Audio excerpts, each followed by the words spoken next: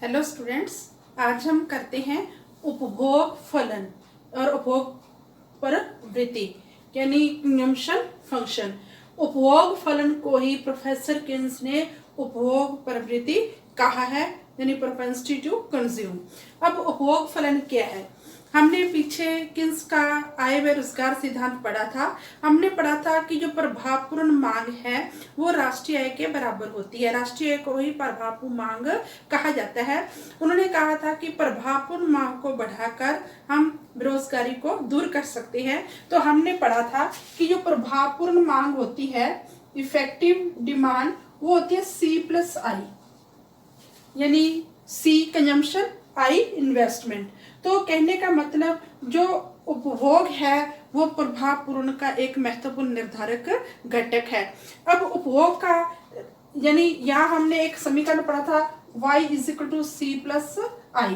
तो y राष्ट्रीय आय, उपभोग प्लस निवेश व्यय, तो एक G भी साथ में था, वो बाद में करेंगे। तो उपभोग व्यय तथा निवेश व्यय वो होती है राष्ट्रीय आय। तो कहने का मतलब उपभोग का राष्ट्रीय आय के साथ एक महत्वपूर्ण संबंध है। तो उपभोग और निवेश में परिवर्तन होने से राष्ट्रीय में जो परिवर्तन होता है, इससे संबंधित उपभोग फलन तथा निवेश फलन है। सबसे पहले हम करते हैं उपभोग फलन। सबसे पहले उपभोग फलन की डेफिनेशन क्या है? उपभोग फलन या उपभोग प्रवृत्ति का अभिप्राय कुल उपभोग व्यय तथा कुल राष्ट्रीय आय के बीच फलनात्मक संबंध है। कहने का मतलब जिस प्रकार किसी वस्तु की मांग उसकी कीमत पर निर्भर करती है, उसी प्रकार किसी समाज में जो कुल उपभोग है वो उस देश की राष्ट्रीय आय पर निर्भर करता है। तभी तो हमने पढ़ा था कि y = C प्लस आई होता है। C होता है कुल उपभोग व्यय, I होता है कुल निवेश व्यय। इन दोनों का जोड़ किसके बराबर होता है? राष्ट्रीय आय। तो कुल उपभोग व्यय और कुल राष्ट्रीय आय के बीच जो फलनात्मक संबंध पाया जाता है उसे बोलते हैं उपभोग फलन। यानी इसको कैसे लिखा जाएगा? C is a function of y। C उपभोग व्यय, consumption expenditure, y national income.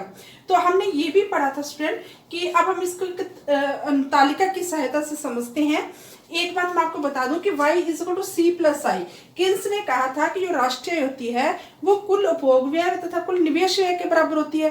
तो जो निवेश, यहाँ हम इसको ऐसे भी लिख सकते हैं y = C प्लस S, क्योंकि इसमें I और S इन्वेस्टमेंट और सेविंग को बराबर माना गया है।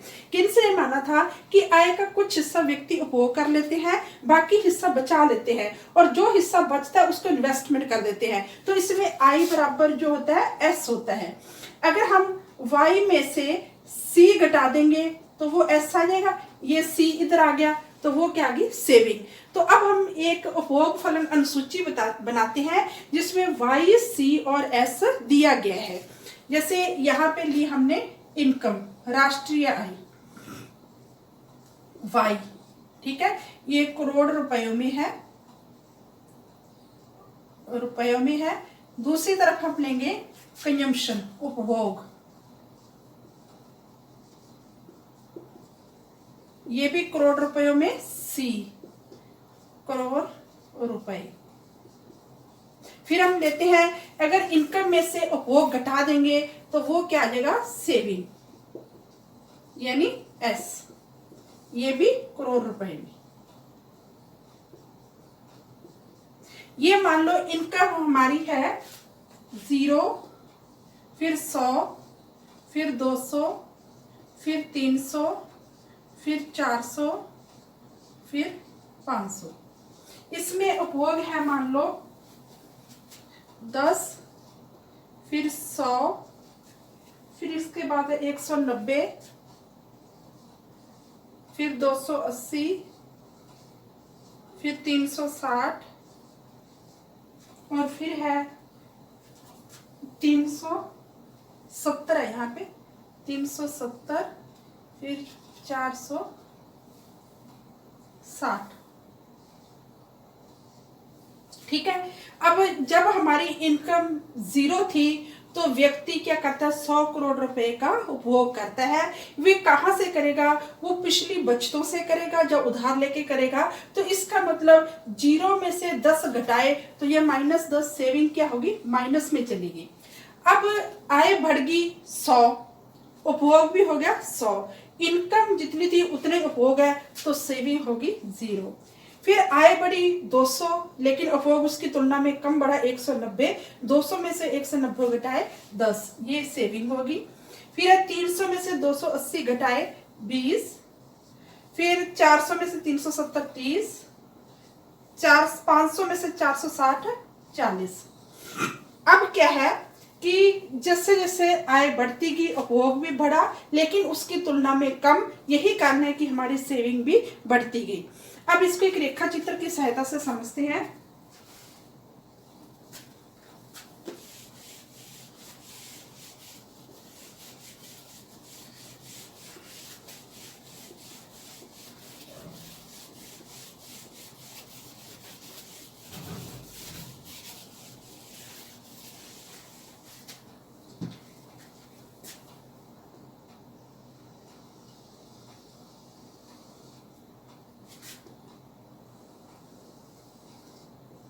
एक्स ओ वाई, यहाँ पे रहते हैं राष्ट्रीय आय, नेशनल इनकम, राष्ट्रीय आय यानी वाई करोड़ रुपए में। यहाँ उपभोग व बचत, यहाँ पॉजिटिव वैल्यूज आतेंगी, यहाँ नेगेटिव वैल्यूज। इसमें आपने क्या करना है,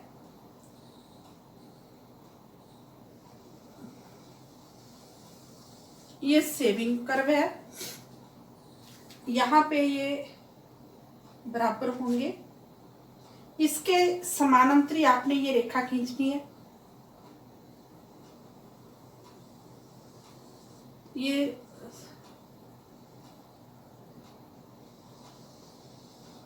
इसको सीधी रेखा खींचेंगे, ये गैप बराबर रहे। फिर यहाँ पे ये दोनों, यहाँ 0 है, इस पॉइंट को ऊपर ले जाना आपने, इसमें से मूल बिंदु में से जो है ये y,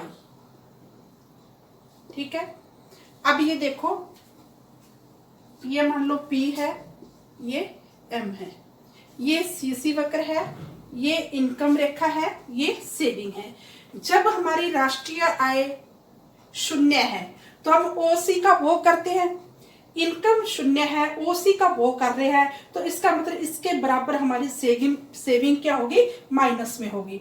फिर हमारा उपभोग बढ़ता गया, y हमने पढ़ा था y is equal to C plus I या y is equal to C plus S. अब y में से c घटाओगे तो वो s आ जाएगा।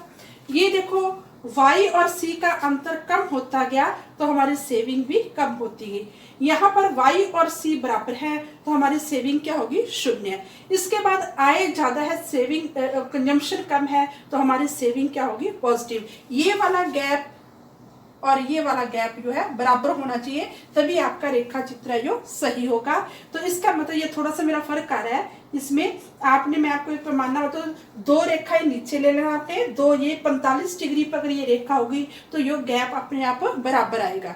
तो ये हमने क्या किया कि आय और उपभोग में जो संबंध है इसको उपभोग फलन रेखा कहा जाता है। तो स्टूडेंट ये हमने किया उपभोग फलन। अब हम करते हैं उपभोग फलन की तकनीकी विशेषताएं या गुण।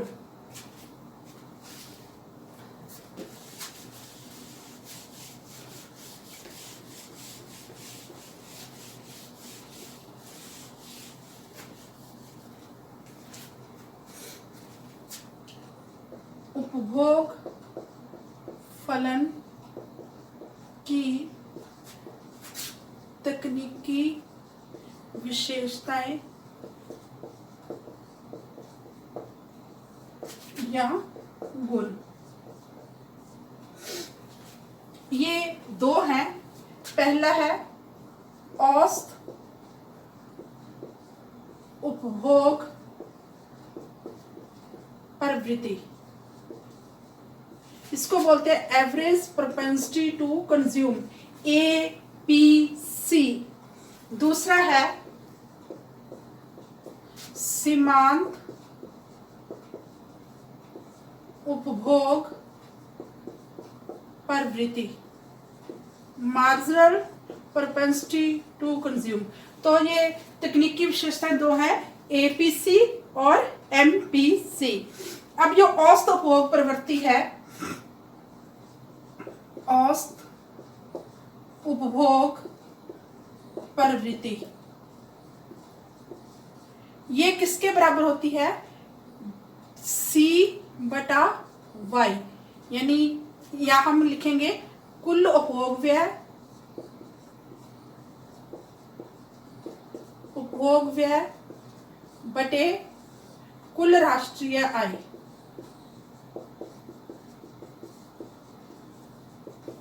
यानी A P C is equal to C बटा वाई, यानी औसत उपभोग प्रवृत्ति, सीमांत उपभोग प्रवृत्ति। इसे कहें कुल उपभोग व्यय में परिवर्तन, कुल उपभोग व्यय में परिवर्तन बटे कुल राष्ट्रीय आय में परिवर्तन।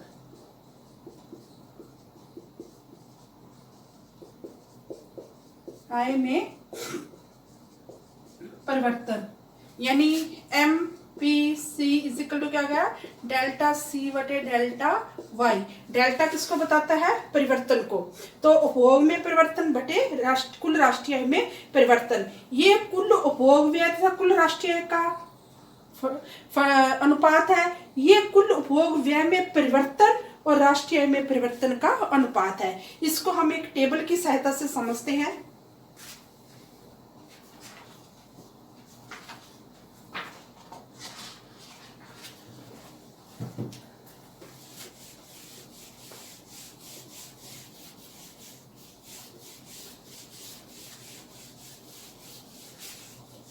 जैसे मान लो यहाँ पे इनकम दी गई है, राष्ट्रीय आय,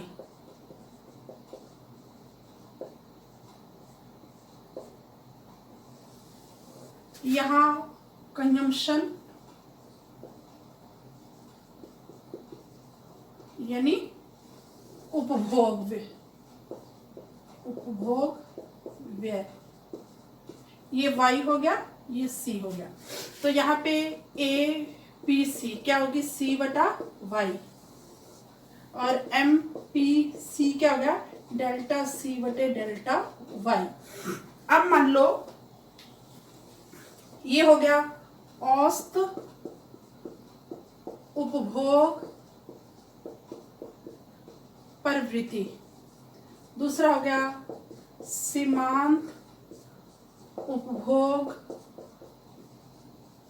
प्रवृत्ति। ये हमारी राष्ट्रीय है 100, 200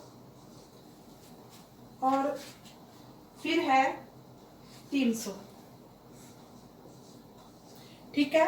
उपभोग है 80, 120 और 160। अब ये क्या हो गया? ए पी सी, सी बटा वाई,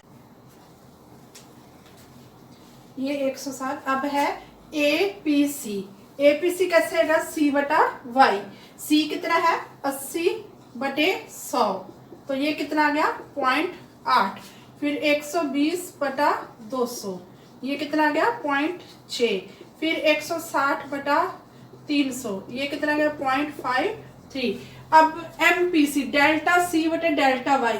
डेल्टा सी यानी उपभोग में परिवर्तन, पहला तो खाली आ गया। फिर कितना परिवर्तन आया? 120 माइनस 80, 40। 200 माइनस 100 बटा 100, तो कितना आ गया? 0.4। फिर कितना परिवर्तन आया? 40। 160 माइनस 120, कितना आ गया? 40 बटे 100, तो 0.4।